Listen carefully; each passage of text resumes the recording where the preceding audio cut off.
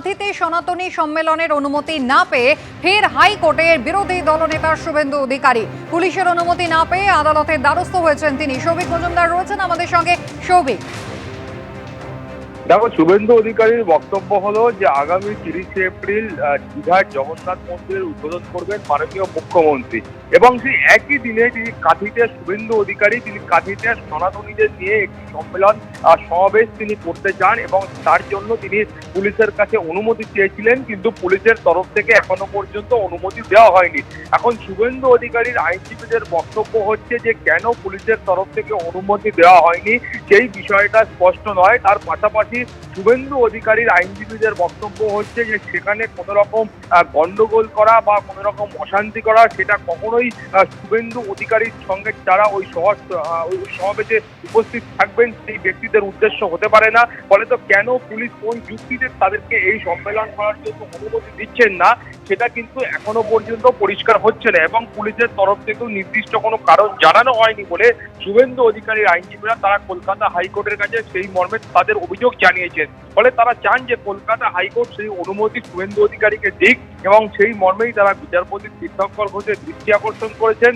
মাননীয় বিচারপতি তীর্থঙ্কর ঘোষ তিনি মামলা দায়ের করার অনুমতি দিয়েছেন, এবং গোটা প্রক্রিয়াটা যদি আজকের মধ্যে সম্পন্ন হয় তাহলে সেক্ষেত্রে আজকে বিকেল বেলায় এই মামলার বিচার প্রক্রিয়া মাননীয় বিচারপতি তীর্থঙ্কর ঘোষের এজলাসে শুরু হতে পারে এমন সম্ভাবনা রয়েছে। কুসুমিতা। সৌভিক, ধন্যবাদ। অসুস্থ রাজ্যপাল সিভি আনন্দ বোস ভর্তি রয়েছেন কমান্ড হাসপাতালে। তার হার্টে ব্লকেজ পাওয়া গিয়েছে। হাসপাতালে গিয়ে রাজ্যপালকে দেখে এলেন মুখ্যমন্ত্রী মমতা বন্দ্যোপাধ্যায়। আমি তো গভর্নর সাহেবকে দেখতে গেছিলাম, উনি হঠাৎ করে ভর্তি হয়েছেন, ওনার শরীরটা খারাপ। যাই হোক আমি দেখে এলাম। এখন মির্জাপুরে যাচ্ছে, প্রোগ্রাম আছে আজকে, কালকে প্রোগ্রাম করে আবার ফিরে আসবে। সবাই ভালো থাকবেন। দেরি হয়ে গেছে।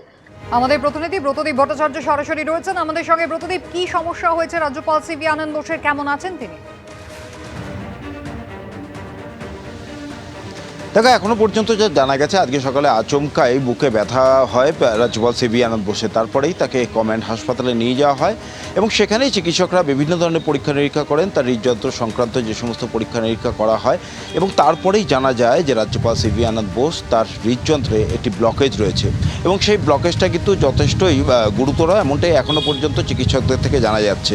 এবং তারপরে তাকে সেখানে ভর্তি রাখার সিদ্ধান্ত নেওয়া হয়েছে। তিনি সেখানেই রয়েছেন এবং পর্যবেক্ষণে রয়েছেন। আরও বেশ কিছু পরীক্ষা নিরীক্ষা করা হয়েছে। কিছুক্ষণ আগে মুখ্যমন্ত্রী মমতা বন্দ্যোপাধ্যায় তিনিও কমান্ড হাসপাতালে যান, সেখানে গিয়ে রাজ্যপালকে দেখে আসেন, এবং সূত্র মারফত যেটা জানা যাচ্ছে যে মুখ্যমন্ত্রী নির্দেশ দিয়েছেন মুখ্য সচিবকে রাজ্যপালের এই অসুস্থতার বিষয়টা গোটাটাই যেন তিনি তদারকি করেন, এবং যা যা প্রয়োজন যাবতীয় সব মুখ্য সচিব যেন তার ব্যবস্থা করেন, এবং সেই অনুযায়ী মুখ্য সচিব গোটা বিষয়টি তদারকি করছেন। এখনও অবধি যা জানা যাচ্ছে, চিকিৎসকরা যা জানিয়েছেন যে রাজ্যপাল সিভি আনন্দ বোসের তার হৃদযন্ত্রে যে ব্লকেজটি পাওয়া গেছে সেটা বেশ গুরুতর, যথেষ্ট গম্ভীর, এবং সেটি চিকিৎসার জন্য সে বাইপাস অস্ত্রোপচার, বাইপাস অপারেশনের প্রয়োজন।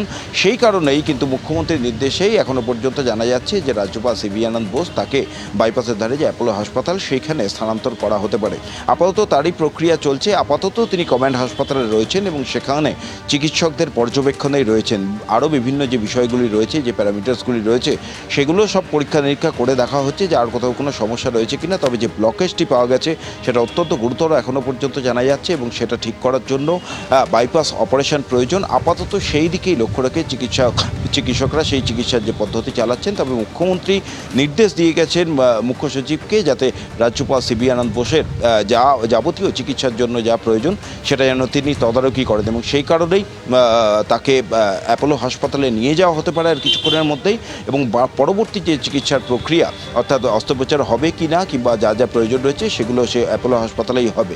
তবে এখনও পর্যন্ত রাজভবন সূত্রে যেটুকুনি খবর যে কমান্ড হাসপাতালের চিকিৎসকরা তাকে দেখছেন, এবং পরবর্তী যে পদক্ষেপ হবে সেগুলো চিকিৎসকদের পরামর্শ অনুযায়ী তারা করবেন। রাজ্যপাল সিভি আনন্দ বোস আজকে সকাল থেকেই তিনি আচমকাই অসুস্থ হয়ে পড়েন, এবং তারপরেই তাকে হাসপাতালে নিয়ে যাওয়ার এই সিদ্ধান্ত নেওয়া হয়। মুখ্যমন্ত্রী তিনি তার যে জেলা সফর সে যাওয়ার আগেই কমান্ড হাসপাতালে গিয়ে রাজ্যপালকে দেখে এসেছেন, এবং কিছুক্ষণ আগে সংবাদ মাধ্যমের সামনে তিনি সে কথাও বললেন যে তিনি অসুস্থতার কথা জানতে পেরে তিনি সেখানে ছুটে যান, এবং তারপরেই মুখ্য সচিবকে নির্দেশ দেন যাবতীয় যা প্রয়োজন রয়েছে সেই সমস্ত প্রয়োজনীয় পদক্ষেপ যেন করা হয়। এখন এইটাই দেখা যে রাজ্যপাল সিভি আনন্দ বোসের তার চিকিৎসা কোথায় হচ্ছে, কমান্ড হাসপাতালে রেখেই হবে।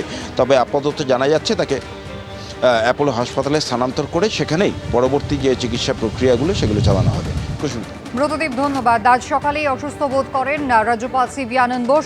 কমান্ড হাসপাতালে তিনি চিকিৎসাধীন রয়েছেন, তবে তাকে প্রয়োজনে অ্যাপোলো হাসপাতালে স্থানান্তরিত করা হবে। তার বাইপাস সার্জারি প্রয়োজন রয়েছে কিনা চিকিৎসকরা সেটা জানাবেন। মুখ্য সচিব তিনি রওনা দেওয়ার আগে আজ দেখে গেলেন রাজ্যপাল।